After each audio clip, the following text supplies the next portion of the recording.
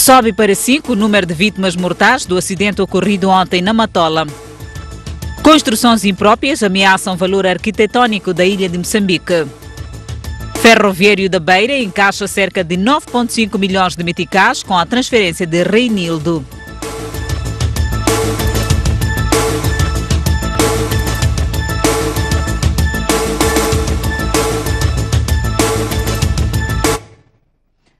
Boa noite, bem-vindo ao Jornal da Noite. Subiu para 5 o número de vítimas mortais do acidente de aviação ocorrido ontem no bairro Zona Verde, município da Matola.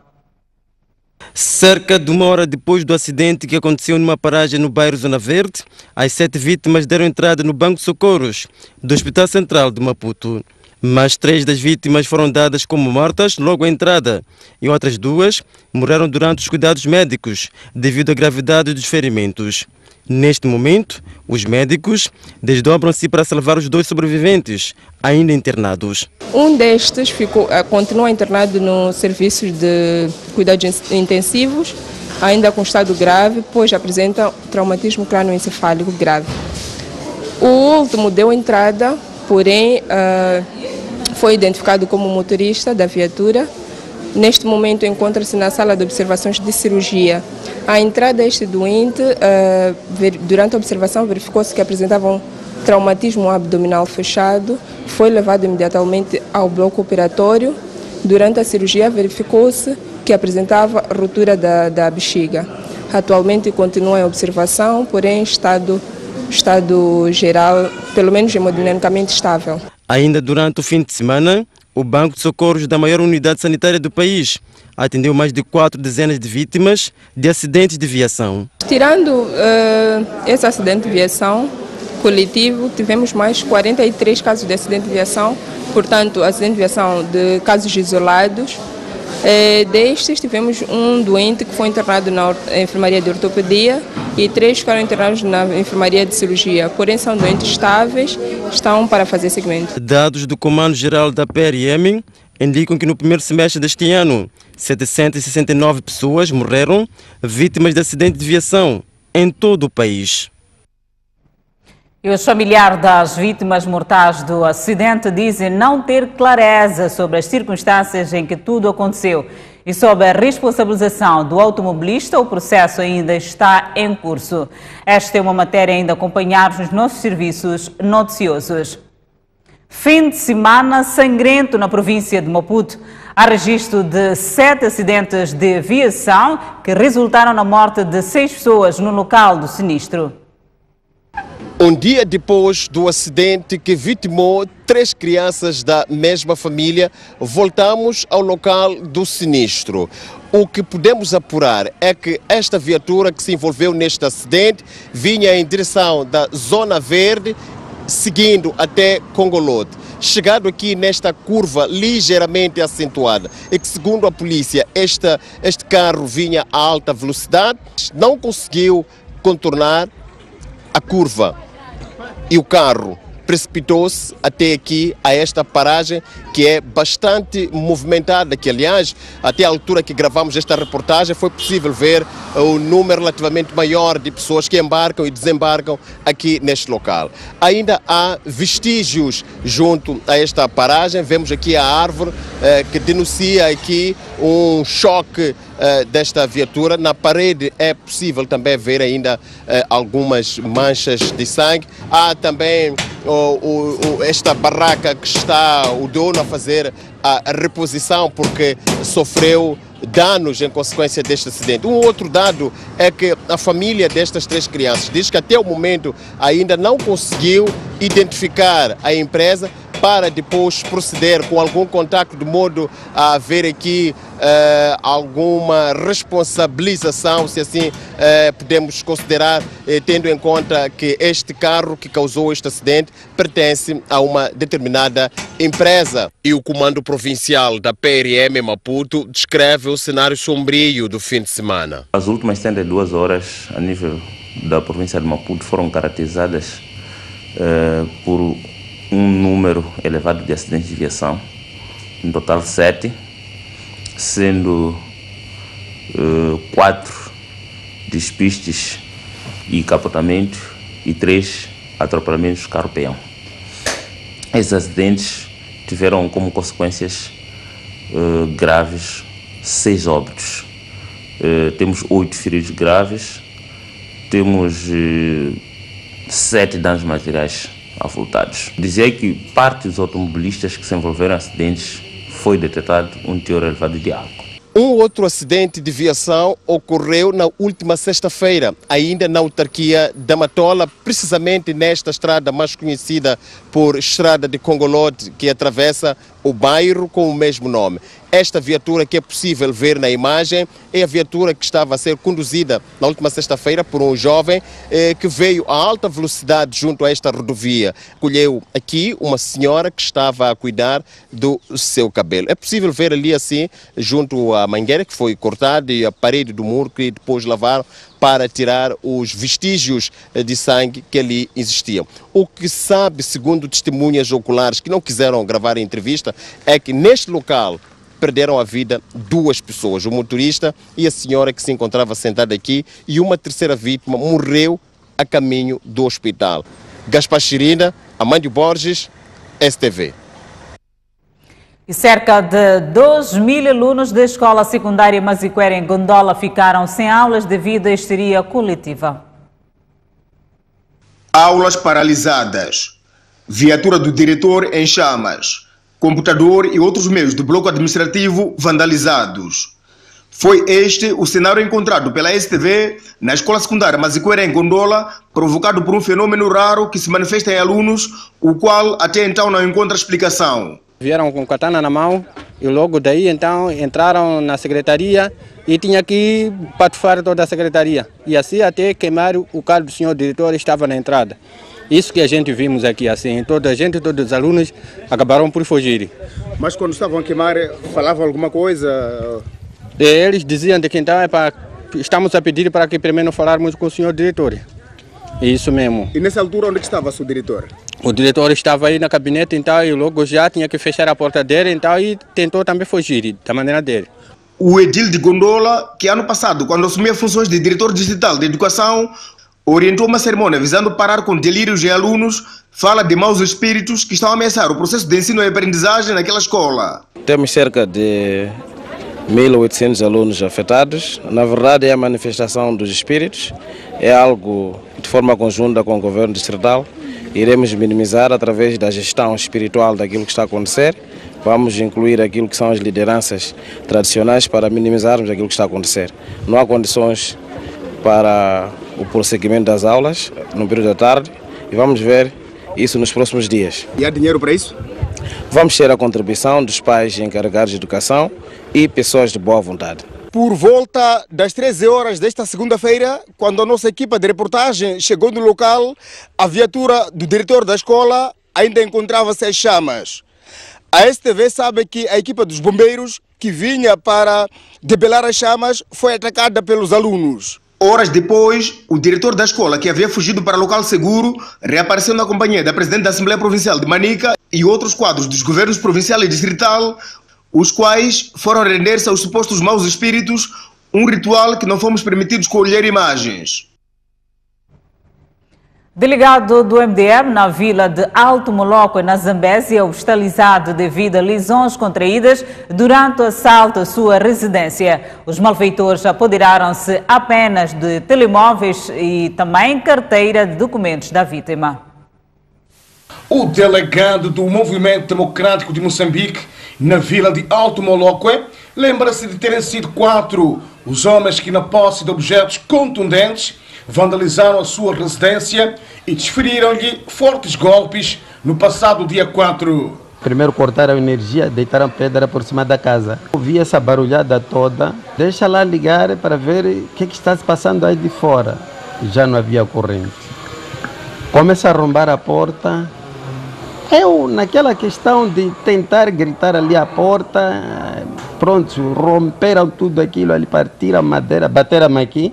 Meti-me no quarto, seguiram até lá, então disseram, deita-se, deu mais uma vez a chapada aí nas costas, grande martelo aí, deu 2 vezes. E nas costas tem esses 3 pontos, foi essa primeira parte da katana.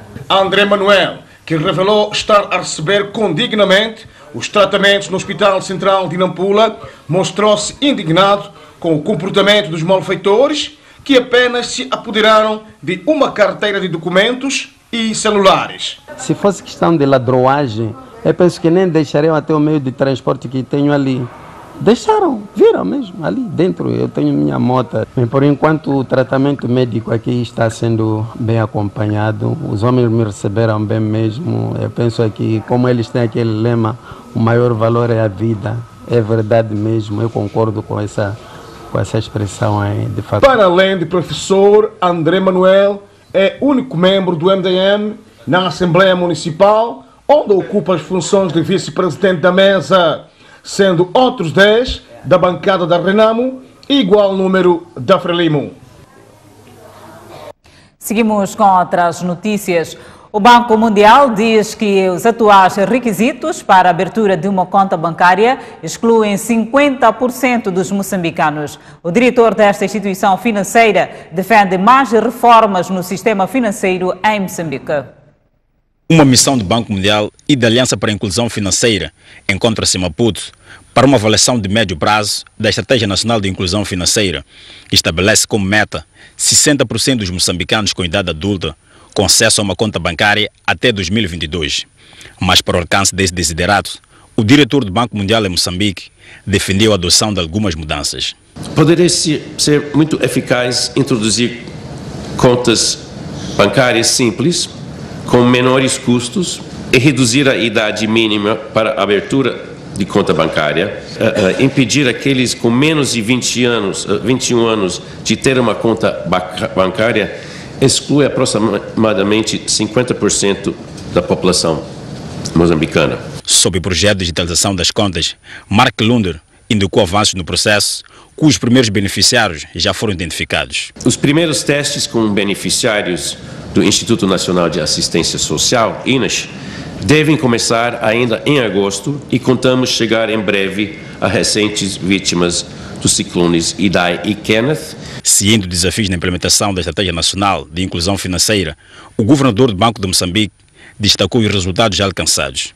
O alcance de um nível de bancarização da economia nacional de 32,7% e um nível de população adulta com contas de moedas eletrônicas de 51% em 2018 contra 25,1% e 23,1% em 2018 e 2015, respectivamente.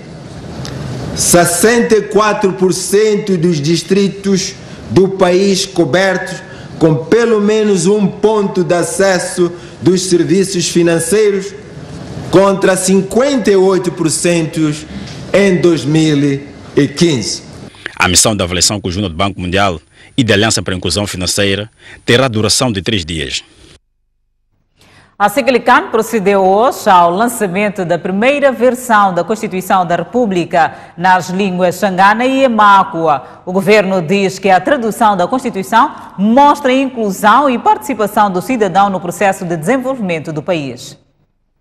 De acordo com o diretor executivo do Seclican, Tomás Vieira Mário, a iniciativa da tradução tem como objetivo contribuir para uma maior participação dos cidadãos na vida do país. O lançamento da Constituição da República, traduzido em xangana e emakua, traduz uma nossa vontade no Seclican de ajudar a uma maior inclusão e participação dos cidadãos no debate político nacional. Por sua vez, Edson Macuacua diz que ter a Constituição da República apenas na língua portuguesa era uma barreira para o seu conhecimento pela maioria dos moçambicanos. Este acontecimento concorre para a democratização da Constituição, concorre para a divulgação da Constituição, concorre para que os cidadãos tenham mais acesso, mais conhecimento da Constituição e daí para que a Constituição seja uma lei cada vez com vida e útil no dia a dia dos cidadãos. Os cidadãos só podem respeitar e aplicar uma Constituição que eles próprios conhecem.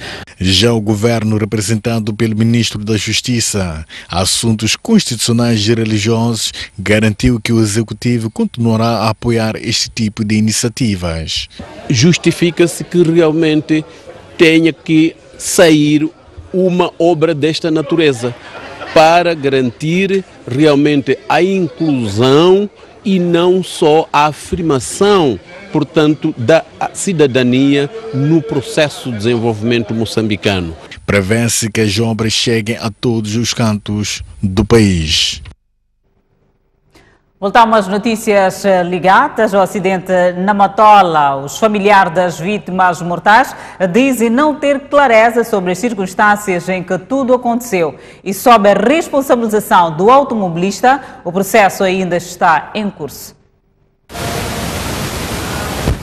Cantam as bocas, mas os corações estão apertados. Os versículos bíblicos são o que dão alento à família que ainda não compreende as circunstâncias em que o sinistro aconteceu. Nesta fotografia estão Ícar, Kailane e a sua tia. Todos perderam a vida no acidente de domingo. Foi, na verdade, o último registro fotográfico desse trio. Inocência Colasso é a mãe de Ícar e Kailane e irmã desta menina. Neste momento, nem o calor da sua amiga e da cunhada consegue consolá-la. Na sua mente ainda estão bem vivos os últimos instantes que passou com os filhos e a sua irmã. Só disseram tchau, mãe. Eu não lhes vi, nem sei onde estão. Vocês estavam onde? Estavam na casa do meu pai. Estavam a voltar com a minha irmã, que também perdeu a vida. Ela sempre que lhes acompanhava, sempre chegava aqui em casa. Entre choros, Inocência conta que Ícar queria ser militar, enquanto Kailane sonhava desfilar em grandes passarelas do mundo da moda. Meu filho sempre dizia quando crescer quer ser militar que nem vovó. Meu militar assim já foi. Minha menina sempre dizia que quer ser modelo.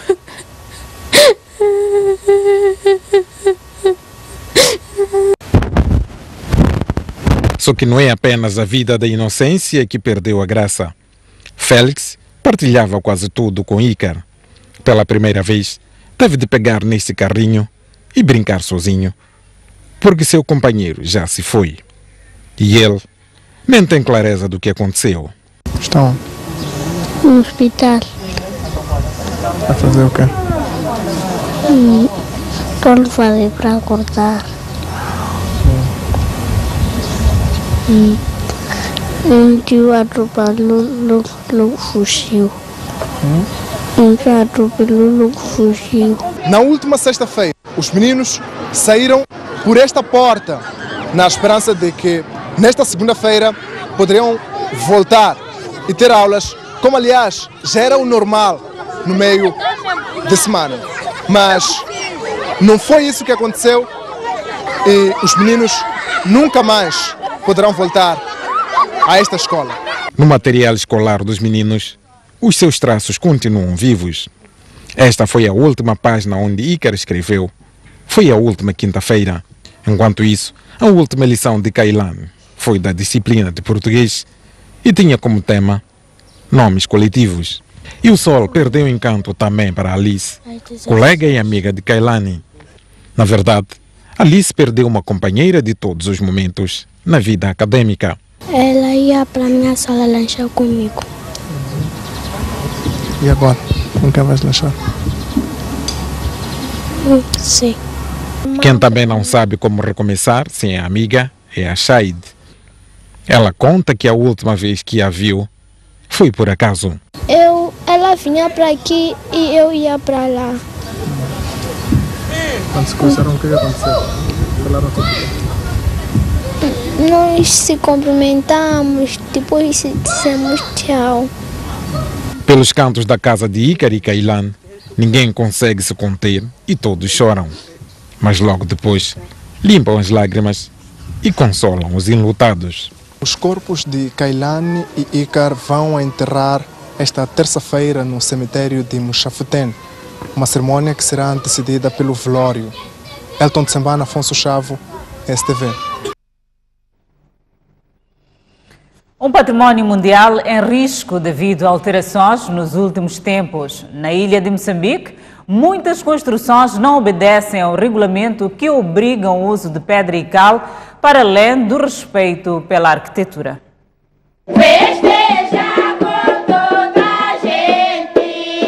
Ilha de Moçambique, a primeira capital do país e um dos mais importantes entrepostos comerciais na África Oriental, antes da chegada dos europeus em 1498. A sua arquitetura na Cidade da Pedra mostra a convergência de várias civilizações. E nos chamados bairros de Maputo, o que predomina é o traço tradicional, marcado por construções como estas, que levam cobertura feita de material não convencional, mas muito típico. São estas e outras características originais que levaram a Organização das Nações Unidas para a Educação, a Ciência e a Cultura, UNESCO, a declarar a Ilha de Moçambique Património da Humanidade em 1991. 28 anos depois, o mesmo património está a sofrer alterações que fogem do traço original.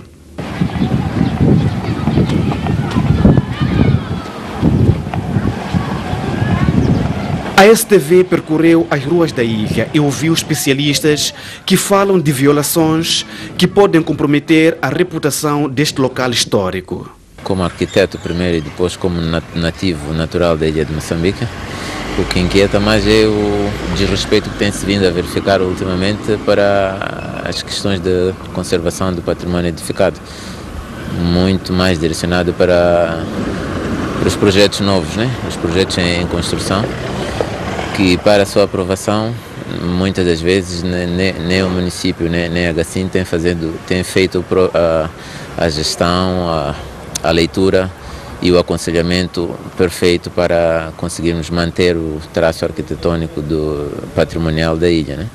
O traço arquitetônico foi tomado em conta para a declaração como património da humanidade. Por isso, a sua conservação é um imperativo. Mas, nos bairros de Maputo, por exemplo, as casas tradicionais estão cada vez mais a serem substituídas por outras completamente diferentes. Para o lado do Maputo, tem também a prerrogativa de se manter o uso dos materiais, assim como na pedra e cal, manter os materiais originais, que infelizmente já começa a ser insustentável para a maior parte da população que detém a posse dessas casas. Então, muitos deles acabam fugindo para a construção convencional em blocos de cimento, às vezes telhas de fibrocimento. O que significa que, daqui a alguns anos, as casas de Maputo que impressionam a humanidade podem deixar de existir. A destruição do património nota-se também nas obras de reconstrução das ruínas na Cidade da Pedra. Para melhor compreensão do problema, vamos ao regulamento sobre a classificação e gestão do património edificado e paisagístico da Ilha de Moçambique, aprovado pelo Decreto 54/2016, de 28 de novembro, que, no seu artigo 10º, diz, e passamos a citar: os materiais de conservação e restauro a ser usados nos processos de intervenção sobre o edificado devem ser originais, usados nas construções de pedra e cal, selecionados de modo a não se criar uma descontinuidade de imagem que o percurso histórico da construção e reconstrução criou na cidade. Nos processos de restauro, reabilitação, refuncionamento e reconstrução do tecido edificado, deve usar-se materiais tradicionalmente aplicados, independentemente do seu processo de fabrico ter evoluído. Devem ser usados aglomerantes, os inertes, as madeiras e outros materiais afins que permitam maior durabilidade, conforto e adequação ambiental, desde que tal não afete irreversivelmente a imagem e o espírito do lugar que caracterizam a cidade. E o material usado originalmente é este tipo de pedra e cal. Entretanto, as obras de hoje levam bloco convencional e cimento. O atual edil tem uma justificação para o efeito. Uma das coisas é a falta de meios. Por exemplo, uma das cláusulas é que tem que se utilizar pedra e cal. Mas neste momento há falta de cal na ilha de Moçambique. E para apanhar cal não é aqui perto, porque nós temos que apertar o pessoal depois de nós termos material à disposição. Se alguém não compra, nós podemos sancionar. Mas agora, nós, em parte, estamos a obrigar as pessoas para utilizarem cal, quando o cal não é fácil apanhar. Isso também complica a situação. Tratando-se de um lugar histórico, as licenças para a realização de obras são emitidas pelo Conselho Municipal depois de um parecer técnico do Gabinete de Conservação da Ilha de Moçambique. Todavia, neste momento, as duas instituições parecem não se entenderem. Há um caso aqui que não se entende. Não pode existir um presidente do Conselho Municipal que esteja à margem das leis. Não estou a falar do Conselho Municipal, mesmo todas as autoridades administrativas. Se existe um regulamento, se existe uma legislação, todos nós somos obrigados a estarmos à obediência dessa legislação. Em alguns casos nós sabemos são erros humanos, etc, etc. Acontece ao contrário. Já tivemos um caso. O assunto é de conhecimento da Procuradoria Provincial de Nampula, que muito recentemente enviou uma equipa para o terreno com vista a averiguar os problemas e deixou recomendações claras. Qualquer dessas entidades detecta alguma irregularidade, porque eles têm os regulamentos, eles já sabem que aquela atividade está fora dos regulamentos. Eles têm que, por um lado, ou fazer o embargo administrativo, mas se a entidade que estiver a desenvolver uma atividade sem cumprimento dos regulamentos desobedecer, tem que participar imediatamente ao Ministério Público, porque o Ministério Público já tem o poder de agir inclusivamente judicialmente, porque representa o Estado em defesa dos interesses coletivos e difusos. Então pode agir judicialmente para repor a ordem, ou seja, para obrigar a quem estiver a prevaricar a travar imediatamente com a atividade que esteja a pôr em causa todo aquele património que está lá. Das riquezas da ilha de Moçambique constam também vestígios arqueológicos, por isso a lei específica determina que todos os projetos que impliquem obras de escavação, remoção ou alargamento de terras ou a remoção de objetos submersos ou soterrados, ou mesmo de intervenção nos edifícios que incluem trabalhos de arqueologia de salvaguarda na área abrangidas pelas obras. Só que na prática não é o que acontece. O professor Ricardo Teixeira Duarte é arqueólogo há mais de 40 anos. É responsável pela criação do primeiro centro de arqueologia da Universidade Eduardo Mondlane, na ilha de Moçambique. O pesquisador disse arrepiado porque muitas escavações são feitas nas obras sem a presença de um arqueólogo. Qualquer buraco que se faça aqui aparece história. Portanto, é preciso um cuidado enorme, não é? Não se pode escavar de qualquer maneira. Não existe muito, a ilha não é grande. E, portanto, cada buraco que fazemos sem um acompanhamento de um arqueólogo, nós estamos a desperdiçar uma informação importantíssima. É como se fôssemos para um arquivo histórico e desatássemos a queimar os documentos, os manuscritos. Estão a ver? É a mesma coisa. Estamos a destruir umas informações do passado. Estamos a destruir informações que não mais vamos recuperar. Mesmo que aqueles objetos se sejam guardados, eles já foram retirados daquele contexto que nos permite a sua datação. Estão a ver ali, naquela coleção está um contexto. Aqueles objetos do século 8, 9 do Califado Abássida estão cá no último, no fim, a 2,60 metros de profundidade. Se aquilo tudo fosse retirado de qualquer maneira, perdia-se aquela hipótese de datação, de reconstituição daquela época, porque retirando a informação completa naquele extrato arqueológico, pode-se reconstituir o clima daquela altura, as plantas, muitos dados de natureza económica, de como viviam as pessoas, tudo isso. Isto é uma única escavação, foi até aos 2,60 metros. Este material apareceu a 2,60 metros de profundidade.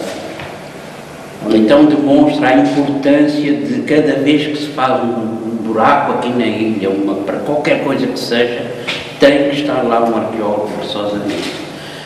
É tudo isso e mais alguma coisa que já chegou ao Ministro da Cultura e Turismo. Na semana finda esteve na ilha de Moçambique, no Conselho Coordenador da sua instituição, e falou a nossa reportagem sobre a destruição do património. Grande parte das ruínas pertencem às pessoas privadas e essas vão fazer as suas... essas pessoas normalmente não fazem restauro. Até em alguns casos em que derrubam, destroem para fazer novas infraestruturas. De facto, isso é contrassenso daquilo que é a visão do património cultural mundial. Mas estamos a trabalhar junto da Unesco. Na próxima segunda-feira vamos ter um encontro junto da Unesco para voltarmos a falar sobre isso e perceber de que forma nós podemos fazer uma intervenção concreta.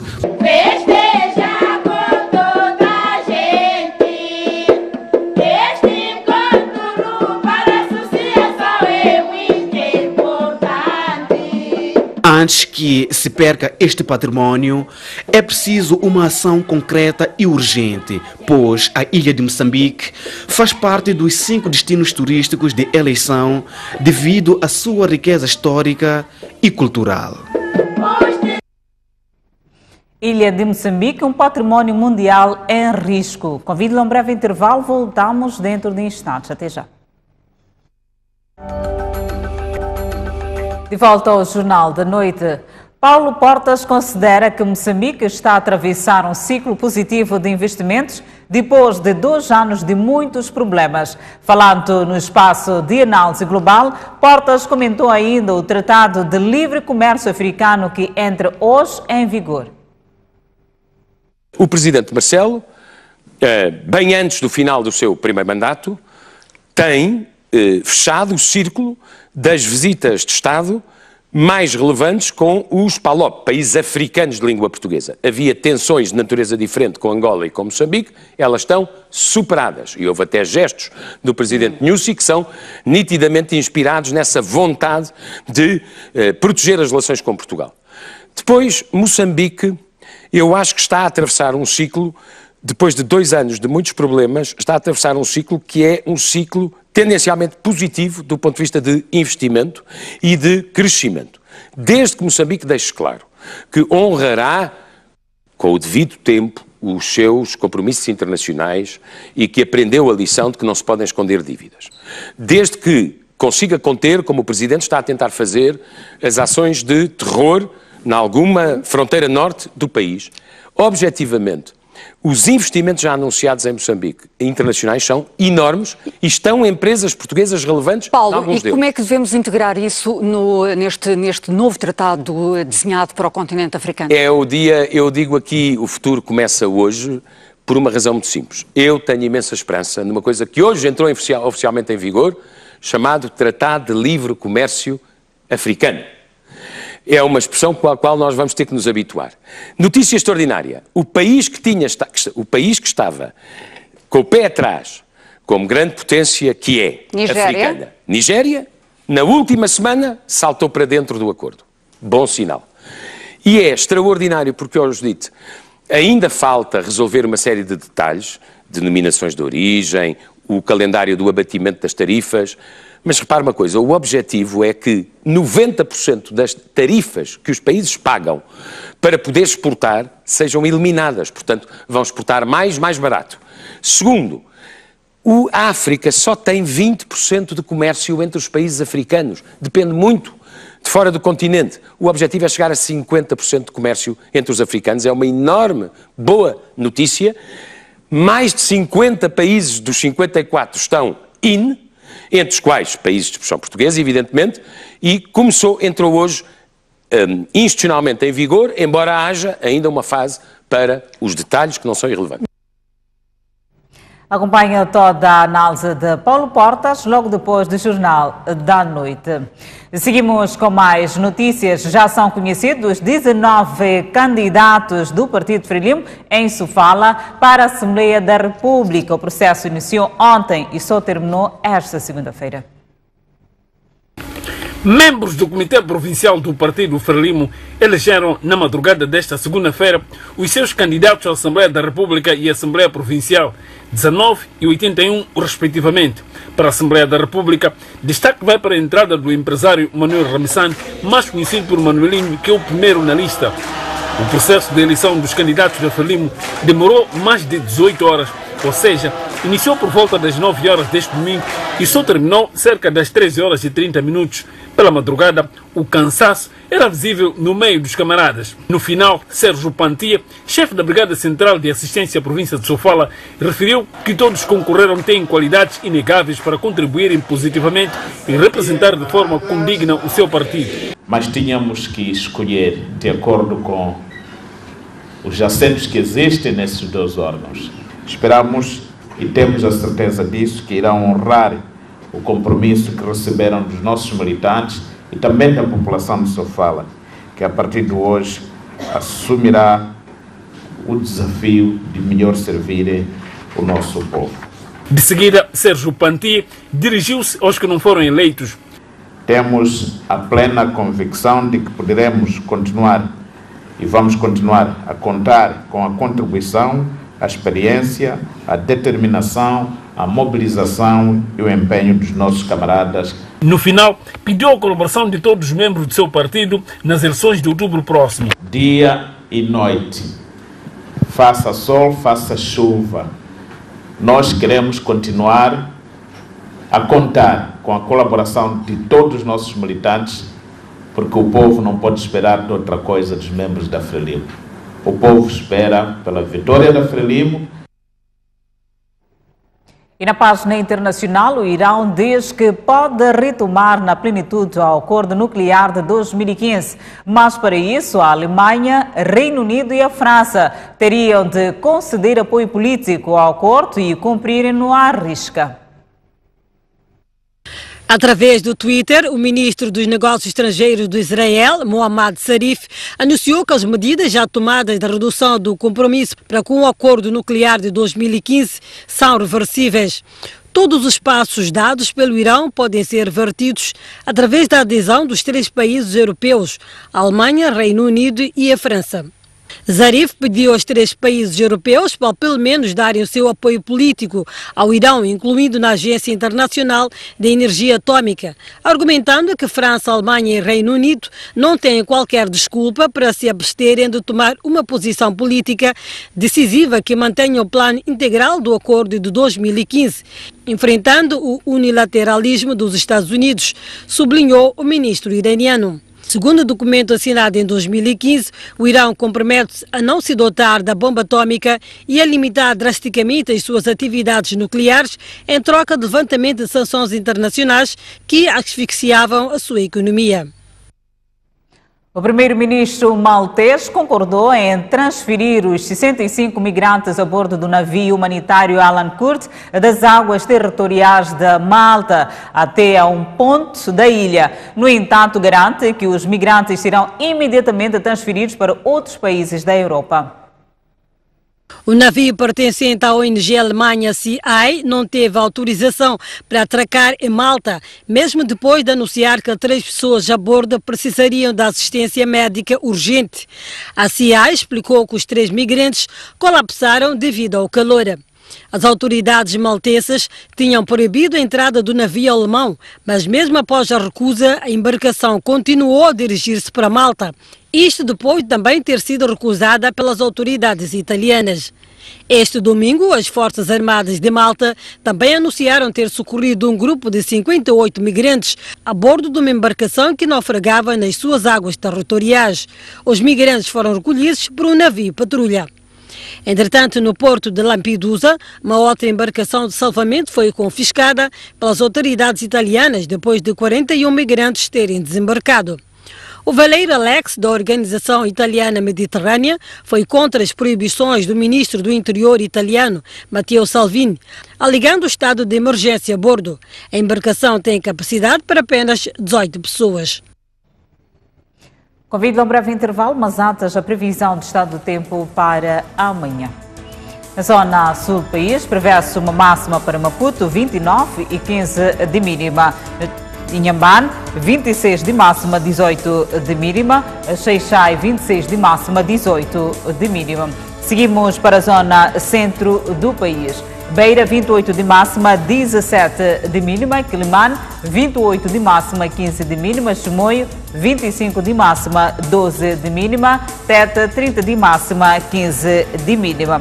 Por fim, a zona norte do país. Nampula, 26 de máxima, 17 de mínima. Pemba, 28 de máxima, 20 de mínima. E Xinga, 25 de máxima e 10 de mínima.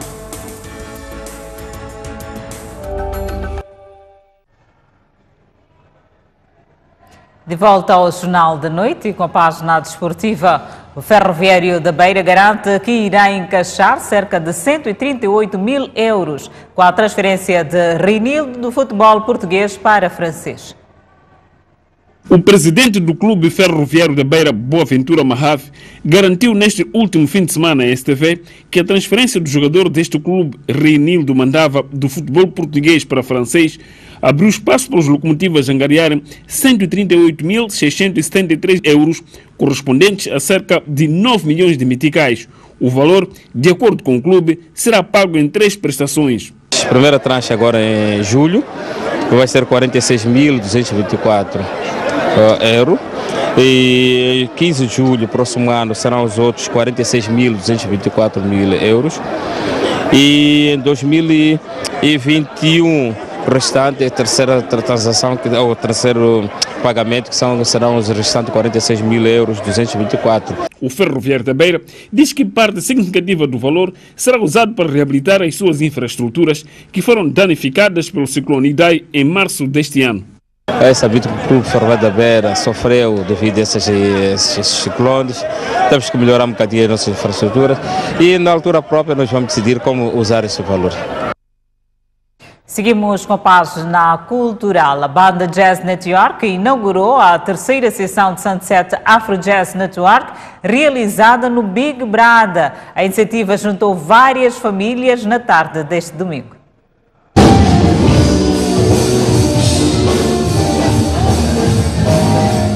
Ao som do jazz, iniciou mais uma sessão do Sunset.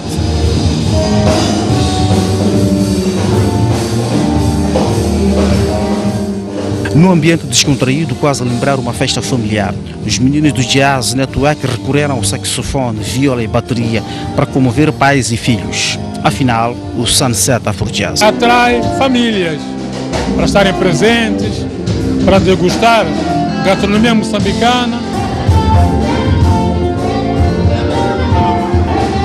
É sempre bom expor as crianças a este tipo de convívios, né?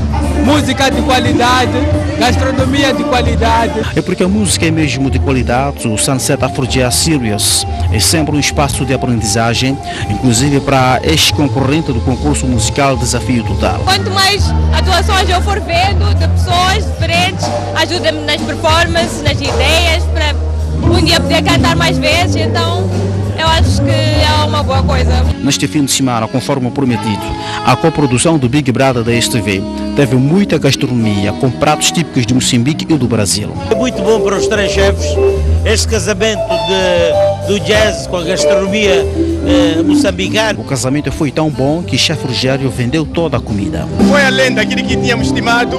Em casa cheia, como estão a ver, até 17h30 praticamente a comida do chefe Rogério já tinha esgotado. Agora a ideia é a gente conseguir fazer mais vezes até o término do festival, mas foi uma experiência positiva. É feita a terceira sessão do Sunset Afro Jazz Series. No próximo domingo haverá mais. E o convidado é Deltino Guerreiro.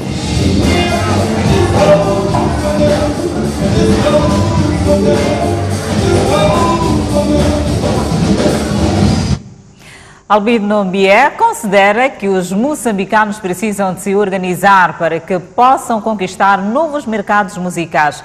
Para o cantor e compositor que vive no exterior há 11 anos, a música moçambicana está a desenvolver-se, mas há ainda muitos desafios.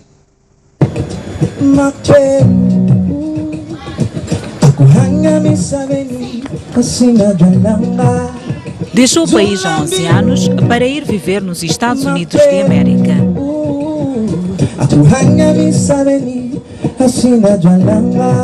O amor e a paz interior são alguns dos temas que caracterizam os seus dois álbuns, Mozambican Dance e Mafu.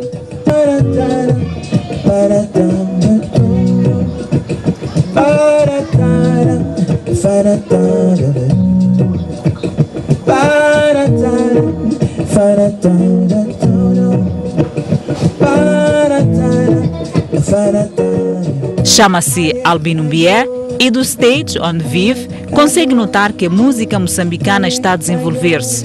Mas claro, apenas isso não basta. A música moçambicana está a crescer muito, mas também sinto que há uma necessidade de nos reinventar todos os dias. Nós estamos a precisar de acomodar-nos com o que o mercado também pressiona-nos a ser. Aliada à reinvenção, neste regresso à pátria amada, me adianta o que é necessário para que Moçambique tenha mais músicos a impor-se no estrangeiro. Temos que criar mais eventos nacionais para que eles consigam ver que gostamos da nossa cultura, porque acho que vai começar daí e por causa disso vai poder ajudar muito para exportarmos os nossos trabalhos. Mas se aqui em Moçambique não conseguimos nos organizar, quem virá para nos organizar? Então é uma necessidade mesmo interna primeiramente.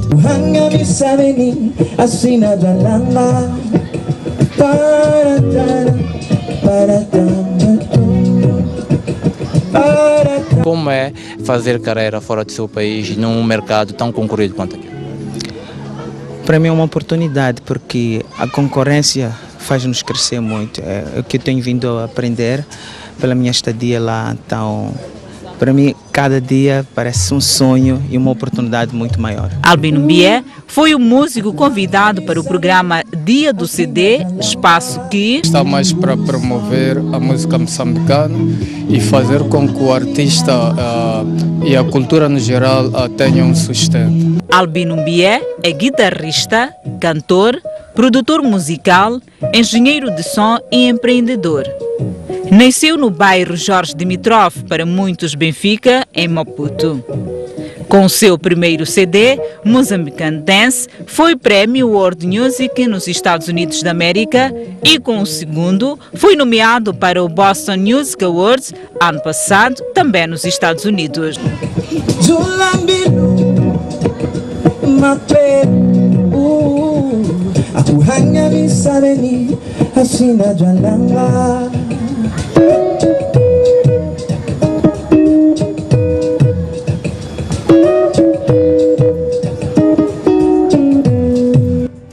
A Cultura fechaste o Jornal da Noite. Obrigada pela atenção dispensada. Encontro marcado amanhã à mesma hora.